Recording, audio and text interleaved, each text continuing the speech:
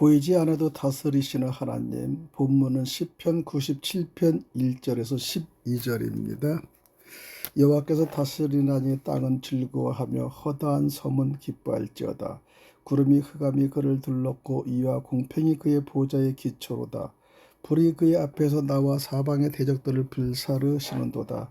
그의 번개가 세계를 비추니 땅이 보고 떨었도다. 산들이 여호와 앞 곧 온 땅의 주 앞에서 밀랍같이 녹았더라. 하늘이 그의 의를 선포하니 모든 백성이 그의 영광을 보았도다. 조각한 신상을 섬기며 험한 것으로 자라가는 자는 다 수치를 당할 것이라. 너희 신들아 여호와께 경배할지어다. 시온이 듣고 기뻐하며 유다의 딸들이 주의 심판으로 말미암아 즐거워하였나이다. 여호와여, 주는 온 땅에 지존하시고 모든 신들보다 위에 계시니이다. 여호와를 사랑하는 너희여 악을 미워하라. 그가 그의 성도의 영혼을 보존하사 악인의 손에서 건지시느니라. 의인을 위하여 빛을 뿌리고 마음이 정직한 자를 위하여 기쁨을 뿌리시는도다. 의인이여, 너희는 여호와로 말미암아 기뻐하며 그의 거룩한 이름에 감사할지어다.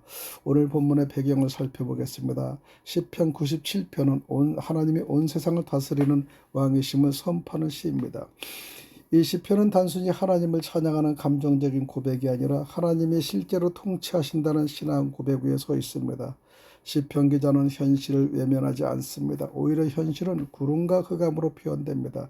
앞이 보이지 않는 상황, 이해되지 않는 사건들, 설명할 수 없는 고난이 있는 삶의 모습입니다. 그럼에도 불구하고 시편 기자는 분명히 선언합니다. 하나님은 여전히 다스리고 계시며 그 통치는 이유와 공평 위에 세워져 있다는 것입니다. 이 시편의 구절을 보면 처음과 끝이 기쁨으로 연결되어 있습니다. 그러나 그 사이에는 두려움, 심판, 혼란, 어둠의 이미지가 등장합니다. 이것은 중요한 메시지를 줍니다.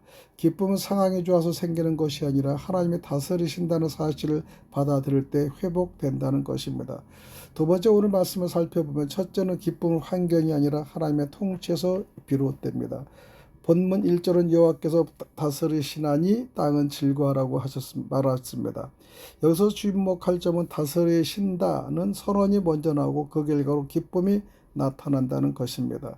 일반적으로 우리는 상황이 좋아야 기뻐한다고 생각합니다. 그러나 성경은 반대로 말합니다. 하나님이 다스리신다는 사실이 기쁨의 근거라는 것입니다. 이것은 매우 중요한 신앙적 전환을 요구합니다. 내 삶의 조건이 아니라 하나님에 대한 이해가 내 감정과 삶을 결정한다는 것입니다. 따라서 신앙의 핵심 질문은 이것입니다. 나는 하나님이 지금도 내 삶을 다스리고 계신다고 믿는가? 이 질문에 대한 답이 우리의 삶의 방향과 상태를 결정합니다. 둘째는 하나님의 통치는 보이지 않을 때 여전히 유효합니다. 2절은 하나님을 구름과 흑암에 둘러싸인 분으로 묘사합니다. 이 표현은 하나님이 계시지 않다는 뜻이 아니라 인간의 눈에 쉽게 이해되지 않는 방식으로 일하신다는 의미죠. 우리의 삶에도 이런 경험이 필요합니다. 기도했지만 응답이 보이지 않을 때, 하나님의 뜻을 구했지만 방향이 분명하지 않을 때, 오히려 상황이 더 어려워지는 것처럼 보일 때가 있습니다.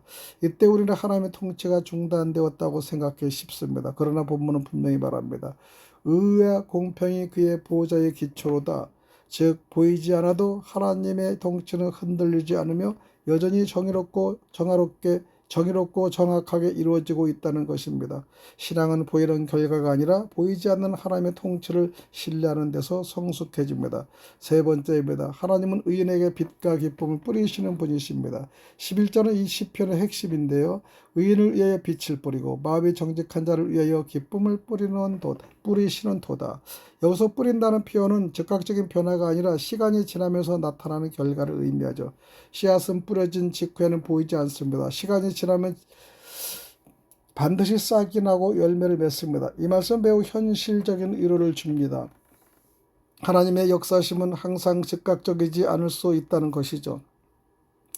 그러나 이것이 하나님이 일하지 않으신다는 의미는 아닙니다. 오히려 하나님은 이미 빛과 기쁨의 씨를 심어 놓으셨고 그것이 적절할 때 드러나도록 일하고 계십니다. 따라서 신앙은 결과를 확인하는 것이 아니라 약속을 붙드는 것입니다. 네 번째는 하나님의 통치를 받아들이는 삶은 기쁨으로 기결됩니다. 시편은 마지막에 다시 기쁨으로 돌아옵니다. 의인이여, 너희는 여호와로 말미암아 기뻐하라. 이 기쁨은 단순한 감정이 아니라 하나님과의 관계에서 비롯되는 확신입니다. 하나님이 다스리고 계신다는 사실을 받아들이는 사람은 상황과 관계없이 안정된 기쁨을 누릴 수 있습니다. 이것이 신앙이 제공하는 가장 깊은 내적 자원입니다. 오늘 말씀은 우리 삶에 어떻게 적용할 수 있을까요? 첫째, 하나님의 통치를 인정하는 믿음을 점검해야 됩니다. 나는 하나님이 내 삶을 실제로 다스리고 계신다고 믿는가? 아니면 여전히 내 기준과 판단이 중심이 되어 있는가를 점검해야 합니다. 두 번째는 보이지 않는 시간 속에서도 신뢰를 유지해야 됩니다. 응답이 지연되는 것처럼 보일 때 하나님이 일하고 계시지 않다고 결론 내리지 않아야 합니다. 오히려 그 시간은 믿음이 깊어지는 과정일 수 있습니다. 세 번째입니다. 정직함과 의로움을 포기하지 말아야 합니다. 본문은 빛과 기쁨이 의인과 정직한 자에게 주어진다고 말합니다. 결과가 당장 보이지 않더라도 삶의 기준을 내려놓지 않는 것이 중요합니다. 네 번째, 기쁨을 선택하는 신앙으로 나가야 합니다. 기쁨은 단순한 감정이 아니라 하나님에 대한 신뢰에서 나오는 태도입니다. 하나님을 신뢰하는 사람은 상황 속에서도 기쁨을 선택할 수 있습니다. 기도드리겠습니다. 하나님 아버지, 우리 삶 가운데 하나님이 다스리고 계심을 믿는 믿음을 허락하여 주옵소서. 보이지 않는 상황 속에도 흔들리지 않게 하시고 의와 정직함을 끝까지 붙들게 하옵소서. 우리의 삶 가운데 빛과 기쁨을 뿌리시는 하나님의 역사를 신뢰하게 하시고 그 약속을 붙들고 살아가는 믿음의 사람이 되게 하옵소서. 예수 그리스도의 이름으로 기도드립니다. 아멘.